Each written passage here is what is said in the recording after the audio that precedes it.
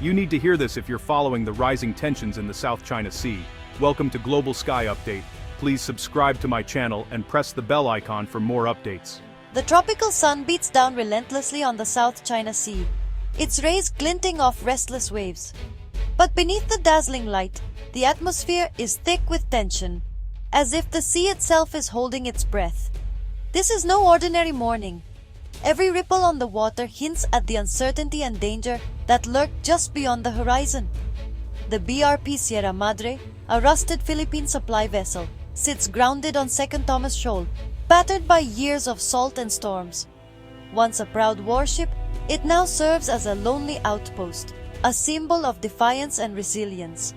Its hull is scarred, but its presence is a statement.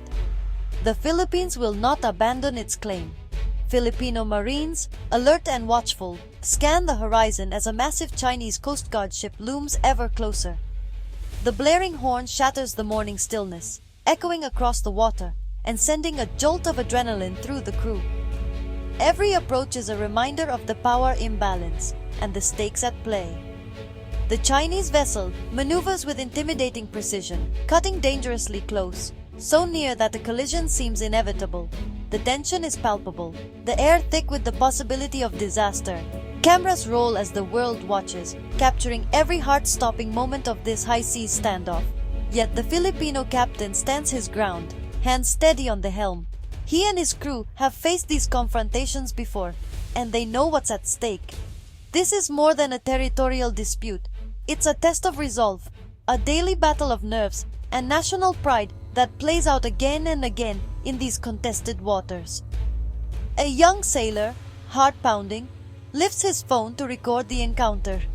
The footage is shaky, but the tension is unmistakable. Suddenly, a harsh voice crackles over the loudspeaker. "You are in Chinese waters. Leave immediately." The message is clear, but the resolve of the Filipino crew is even clearer. Undeterred, the Filipino crew presses on, offloading vital supplies to their isolated outpost. Each box carried across the deck is an act of defiance, a statement that they will not be intimidated. For them, this is not just a mission. It's a duty to their country, a stand for their rights in what they believe is their own exclusive economic zone. Every supply run is fraught with risk, a nerve-wracking gamble where a single misstep could spark a wider conflict. The world's navies watch from afar, and every maneuver is scrutinized by analysts and diplomats.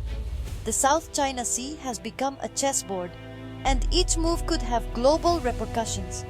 From above, the scene is stark, a David and Goliath standoff, with the tiny Philippine boat dwarfed by the imposing Chinese ship. The contrast is not just in size, but in power, resources, and the willingness to escalate. Suddenly, a swarm of Chinese maritime militia boats, disguised as fishing vessels, closes in to form a blockade. Their presence is a silent but forceful message. China is prepared to defend its claim by any means necessary, blurring the line between civilian and military action. The risk of miscalculation is ever present, and the consequences could ripple far beyond these waters.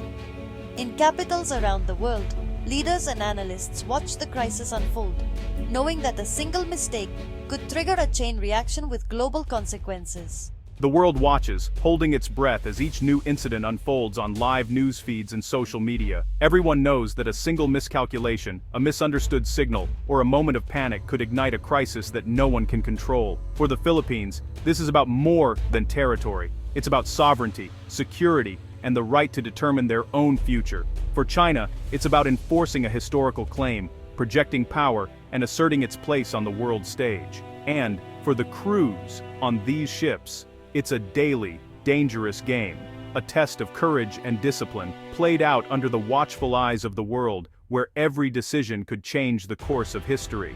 Why does this remote patch of ocean matter? Beneath Reed Bank lie vast reserves of oil and natural gas. For the Philippines, these resources could mean energy independence and economic growth. This isn't just about territory, it's about a nation's future. The South China Sea is also a global artery.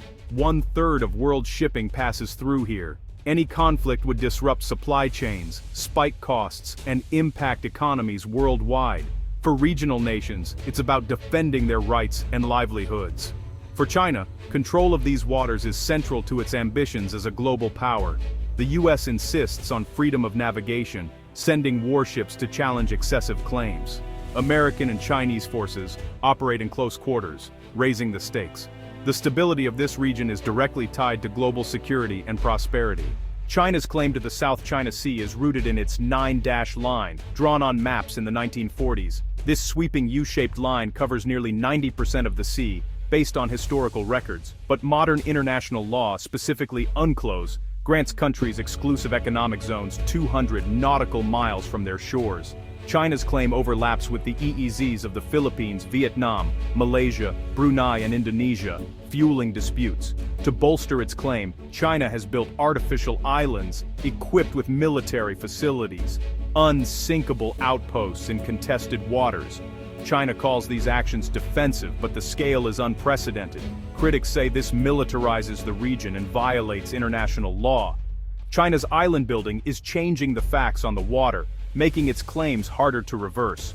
The result, a tense militarized standoff with global implications. In 2013, the Philippines challenged China's claims at the Permanent Court of Arbitration in The Hague. China refused to participate, insisting the tribunal had no authority. After 3 years, the court ruled decisively for the Philippines. China's 9-dash line has no legal basis.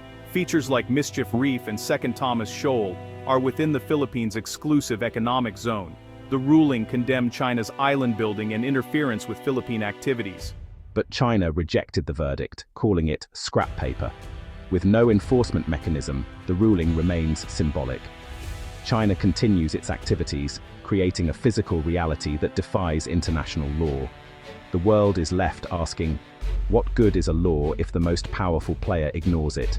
The US and the Philippines are bound by a 1951 Mutual Defense Treaty, a historic agreement that has shaped the security landscape of Southeast Asia for over 70 years. This treaty was signed in the aftermath of World War II, at a time when both nations sought to ensure peace and stability in the Pacific region. It established a formal alliance, promising mutual support in the event of external armed attack. Washington has made clear, an armed attack on Philippine forces, aircraft or vessels in the South China Sea will trigger U.S. defense commitments under the treaty. This pledge is not just symbolic. It is a cornerstone of America's military presence in Asia and a reassurance to the Philippines that they are not alone in facing external threats. This warning is meant to deter Chinese aggression and prevent open conflict. The U.S. hopes that by making its intentions unmistakable, it can discourage any attempts to change the status quo by force. The presence of American military assets in the region sends a powerful message to all parties involved. In recent years, the U.S. has increased military cooperation, joint exercises, and intelligence sharing with the Philippines. These activities are designed to improve readiness, build trust, and demonstrate the strength of the alliance. Regular drills and coordinated patrols help both militaries operate seamlessly together in times of crisis. American forces now have access to more Philippine bases under the Enhanced Defense Cooperation Act, or EDCA. This agreement allows the U.S. to pre-position equipment, rotate troops, and respond more quickly to emergencies.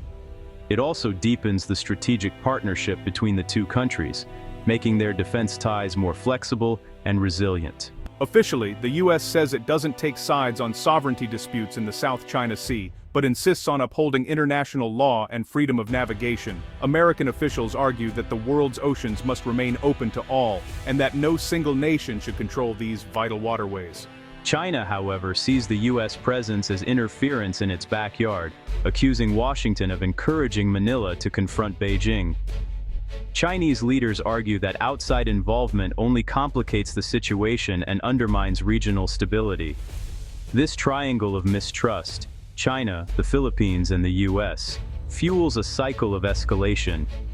Each country views the other's actions with suspicion, making compromise difficult and increasing the risk of miscalculation.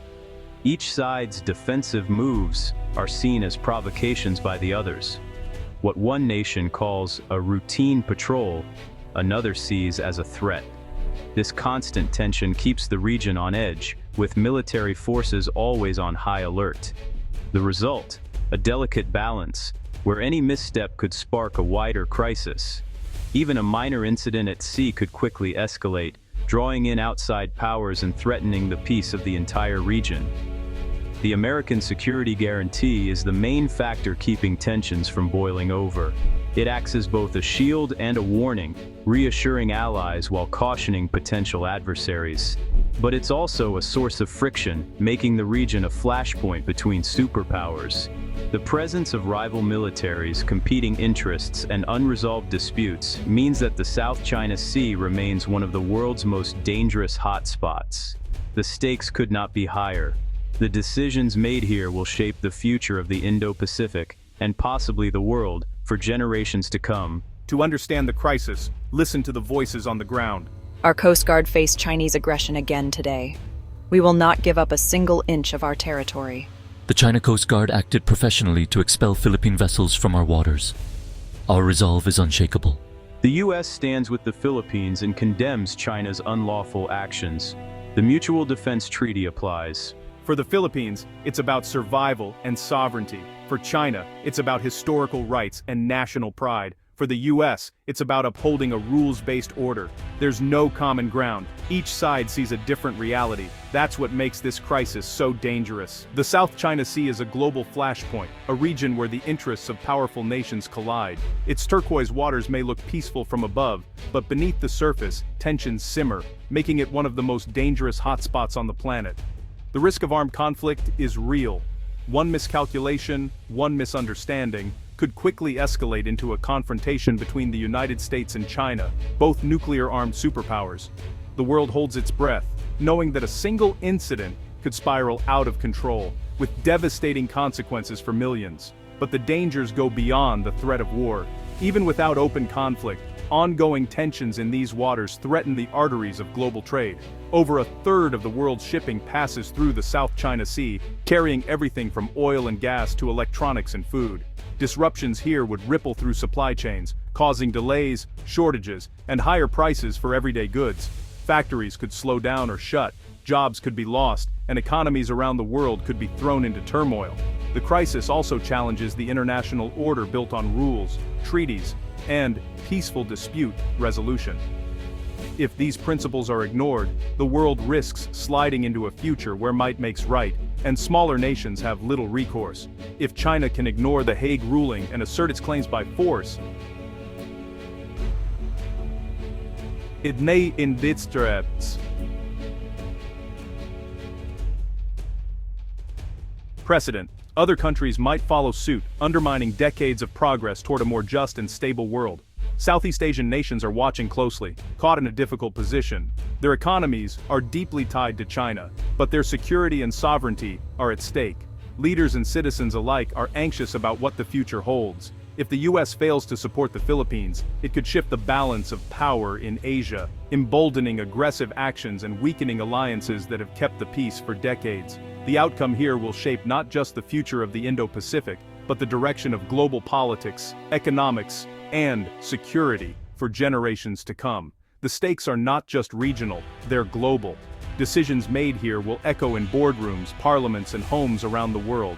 What happens here affects us all, reminding us that in an interconnected world, distant conflicts can have very real impacts on our daily lives. As of November 2025, the crisis is balanced on a knife's edge. Three futures are possible: diplomacy, dangerous status quo, or open conflict. Diplomacy could cool tensions with agreements to avoid accidents at sea. More likely is a tense equilibrium, constant standoffs, water cannon incidents, and the risk of escalation. The worst case, a clash that spirals into war, drawing in the US and China. The choices made in Beijing, Manila, and Washington will decide the outcome. Will law or force prevail? The world is watching, and the consequences will be felt everywhere.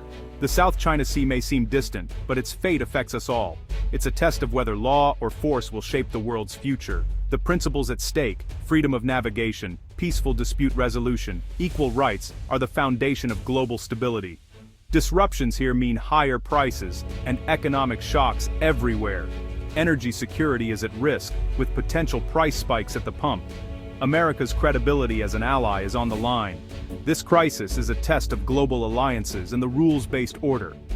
We all have a stake in a peaceful outcome. The Filipino sailors on the front line defend not just their nation, but the principle that rules matter. Their struggle is a reminder. Peace is fragile, and vigilance is everyone's responsibility.